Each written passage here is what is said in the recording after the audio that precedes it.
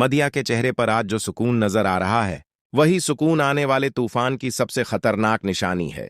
क्योंकि जिस लड़की ने अभी अभी इम्तिहान पास होने की खुशी मनाई है, उसे अंदाजा भी नहीं कि उसकी जिंदगी का सबसे बड़ा फैसला उसके पीछे से चल रहा है।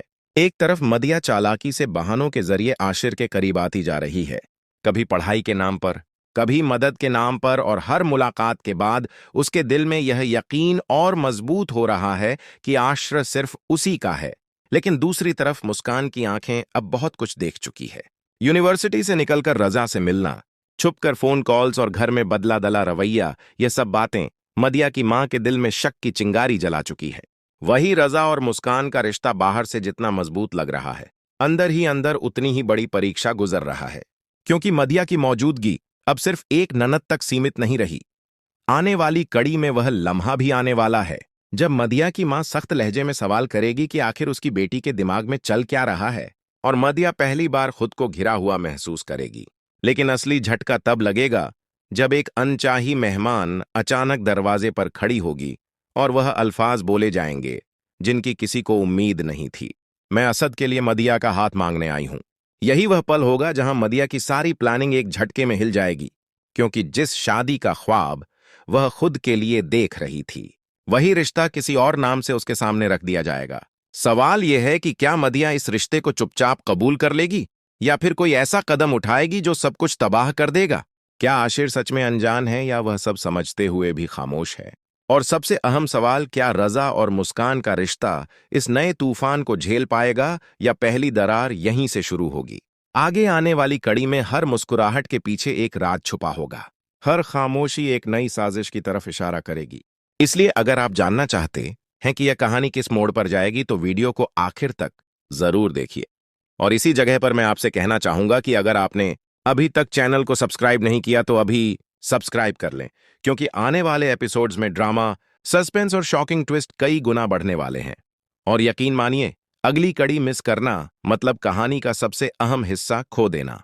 अस्सलाम वालेकुम नाजरीन, आप लोग देखेंगे कि आखिरकार रानी की वह सच्चाई सबके सामने आ जाती है जिसे वह उर्से से छिपाती आ रही थी। राशिद, जो पहले यही चाहता था कि किसी भी तरह फिजा से उसकी शादी हो जाए, अब जब उसे एहसास होता है कि रानी ने उसे सिर्फ अपने मकसद के लिए इस्तेमाल किया है, तो वह सबके सामने सच बोलने का फैसला कर लेता है। राशिद जारून के सामने खड़ा होकर एतराफ करता है कि फिजा की शादी के लिए जो भी साजिशें की गईं, इन सब में रानी मुकम्मल तौर पर शामिल थी, बल्कि असल मंसूबा इसी का था।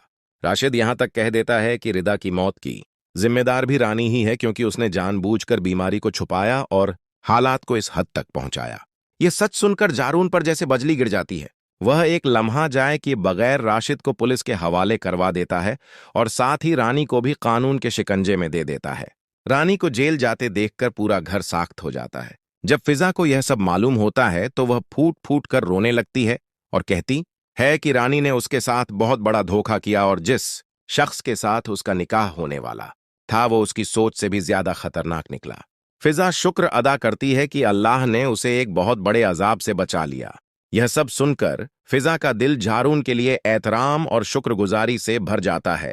वह जारून के पास आकर कहती है, आपने जो कुछ किया है वह बिल्कुल दर्द से था। आज मुझे बहुत खुशी है कि आपने सच का साथ दिया और मुझे एक गलत फैसले से बचा लिया। रानी और राशिद दोनों को जेल के अंदर भिजवाने के बाद फिजा के दिल में एक अजीब सा सुकून उतर आता है। बरसों का खौफ, अजाम और अज़ियत जैसे एक ही लम्हे में खत्म हो जाते हैं।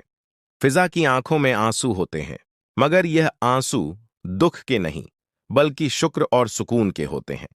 जारून उसके पास खड़ा होता है, उसकी खामोशी को समझता है और पहली बार फिजा के चेहरे पर बेखौफ मुस्कुराहट देखता है। उसी लम्हे फैसला किया जाता है कि अब किसी साजिश, किसी खौफ और किसी ताखिर के बगैर दोनों हलाल रिश्ते में बंध जाएंगे। घर में मौलवी साहब को बुलाया जाता है, सब लोग जमा होते हैं। फिजा के दिल में हल्की सी घबराहट जरूर होती है, मगर जारून की मौजूदगी उसे हौसला देती है। मौलवी साहब निकाह पढ़ाते हैं। फिजा मजबूत आवाज में कबूल है कहती है, और जारून की आंखों में खुशी और शक्ल साफ झलकने लगता है। निकाह मुकम्मल होते ही सबकी जुबान पर मुबारकबाद होती है।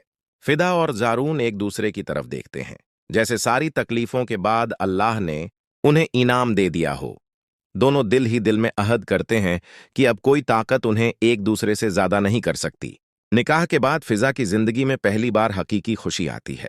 वो जारून के साथ एक पुरस्कून मोहब्बत भरी जिंदगी गुजारने लगती है। दुख, अल्जाम और खौफ अब सिर्फ माजी का हिस्सा बन चुके होते हैं। जारून हर कदम पर फिजा का सहारा बनता है और फिजा भी दिल से इस रिश्ते को निभाने का फैसला करती है। जब यह खबर अरम के घर पहुंचती है तो अरम के चेहरे पर एक अजीब सी खुशी नजर आती है। वो दिल ही दिल में शुक्र अदा करता है कि जिन लोगों ने जिंदगी में पहले ही बहुत दुख झीला था, आखिरकार अल्लाह ने उन्हें एक दूसरे का सहारा बना दिया। अरम कहता है कि फिजा और जारून ने साबित कर दिया कि अगर नींद साफ हो तो अल्लाह खुद रास्ते बना देता है। घर के सब अफराद यह सोचकर मुतमन हो जाते हैं कि अब फिजा की जिंदगी में कोई तो है जो उसके दुख सुख का साथी बनेगा। रानी जैसे ही जेल से बाहर आती है, उसके दिल में सबसे पहला ख्याल यही आता है कि राशिद को वो कभी भी जेल से बाहर नहीं निकलने देगी। वो दिल ही दिल में सोचती है कि अब राशिद को वहीं मरना होगा, क्योंकि उसके मुनाह खुलने की वजह से ही उसकी सारी सच्चाई दुनिया के सामने आ गई।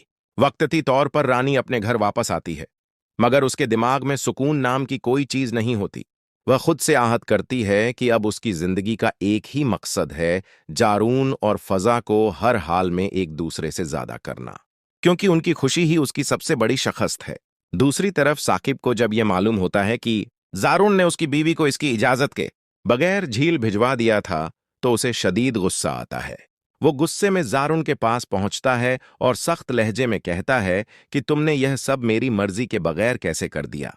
साकिब को यह एहसास तो होता है कि रानी ने बहुत बड़े गुनाह किए हैं, मगर शौहर होने के नाते उसका गुस्सा और अना उसे जारून के खिलाफ खड़ा कर देती है।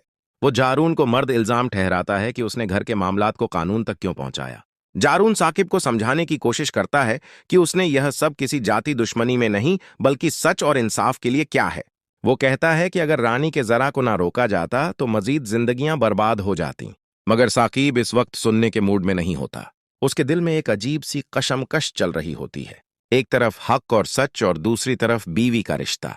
इधर रानी उस मौके को अपने हक में इस्तेमाल करने की सोचती है। वो जानती है कि अगर वो साकिब को जारून के खिलाफ कर दे तो फजा और जारून के दरमियान मसाइल खुद ब खुद बढ़ जाएंगे। इसके चेहरे पर एक खतरनाक मुस्कुराहट आती है और वह दिल ही दिल में कहती है कि जंग अभी खत्म नहीं हुई, असल खेल तो अब शुरू होगा। नाजरीन, आने वाले एपिसोड्स में देखना यह है कि क्या साकिब सच और गलत में फर्क कर पाएगा। क्या रानी एक बार फिर अपने जहर से रिश्तों को तोड़ने में कामयाब हो जाएगी, या फिर इस बार सच हमेशा के लिए उसे शिकस्त दे देगा।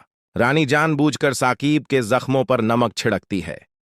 वो आंखों में बनावटी आंसू भरकर कहती है, आपको अंदाजा भी है साकिब, आपकी बहन ने क्या कारनामे अंजाम दिए हैं। पूरे खानदान की इज्जत खाक में मिला दी है उसने। लोग उंगलियां उठा रहे हैं, महफिलों में हमारे नाम का मजाक बन रहा है। आज जो कुछ भी हुआ है वह सब फजा और उसकी बहन की वजह से हुआ है। रानी के यह अल्फाज साकिब के दिल में जहर की तरह उतर जाते हैं। उसका गुस्सा काबू से बाहर हो जाता है। वो एक लम्हा भी रख के बगैर वहां से उठता है और तेज कदमों से फजा के कमरे की तरफ बढ़ता है। उस वक्त फजा पहले ही टूटी हुई होती है, मगर उसे अंदाजा नहीं होता कि अब उस पर क्या कयामत टूटने वाली है। साकिब गुस्से में कमरे में दाखिल होता है और बगैर कुछ सुने समझे फजा के करीब आकर एक जोरदार थप्पड़ मारता है। फजा संभल भी नहीं पाती कि दूसरा थप्पड़ उसके चेहरे पर पड़ता है। फजा जमीन पर लड़खड़ा जाती है, उसकी आंखों से आंसू बहने लगते हैं। साकिब चीख कर कहता है, यह सब तुम्हारी वजह से हुआ है।